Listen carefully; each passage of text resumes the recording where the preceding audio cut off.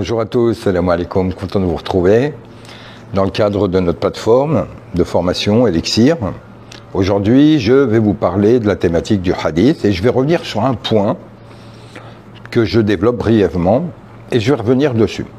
Et ce barra bismillah ar-Rahman ar-Rahim wa salatu wa salam ala habibina wa habib al-haq sayyidina Muhammad wa ala alihi al-akhyar wa ashabihi al-abrar.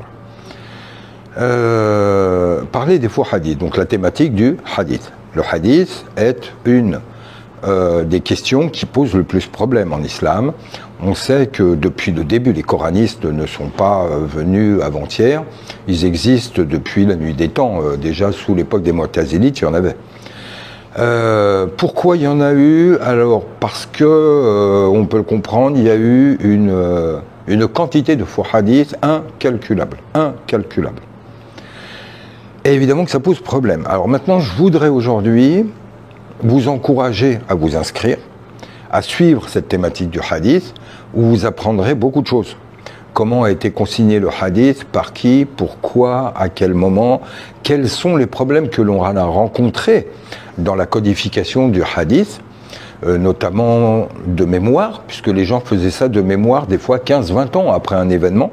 C'est pour ça qu'on a beaucoup de divergences dans le propos même du hadith, où on a par exemple des citations comme « Kemaqal » ou « comme il a dit », à peu près comme il a dit, parce qu'on avait oublié. Puis des fois on a des gens qui ne vivaient un événement que partiellement et qui ne rapportaient que partiellement ce qu'ils avaient vécu, et ce qui, en tant qu'information partielle, pouvait poser problème. Mais aujourd'hui, je vais revenir sur un autre point, celui des faux hadiths, où il y en a eu, je ne sais même pas, ça doit être en millions. Ça a été un nombre, mais on a du mal à s'imaginer la quantité. Et c'est le pourquoi de ces faux hadiths. Donc, il y a plusieurs cours sur lesquels on aborde la question des faux hadiths, comment ils interviennent, par qui, pourquoi, comment faire quand on se retrouve face à des hadiths divergents, contradictoires, ce qui ne veut pas nécessairement dire faux, parce qu'ils peuvent correspondre à deux contextes différents. Donc on développe tout ça. Mais aujourd'hui, je voulais vous parler d'un aspect qui est important, c'est que vous savez qu'une bonne quantité de faux hadiths viennent de gens qui étaient de vrais musulmans, de bons musulmans, des amoureux du prophète, et qui vraiment aimaient Allah. Donc là, on n'est pas du tout dans le cas des hypocrites, ou des gens qui, pour des raisons pécuniaires ou autres, fabriquaient des faux hadiths.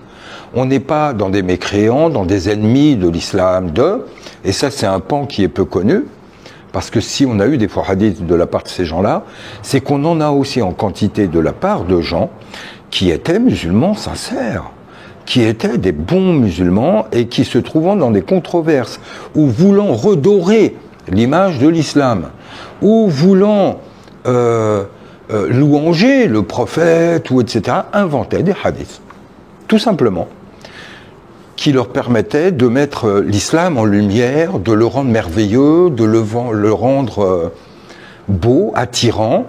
Donc en soi, l'intention n'est pas mauvaise, mais ça conduisait malgré tout à des faux hadiths.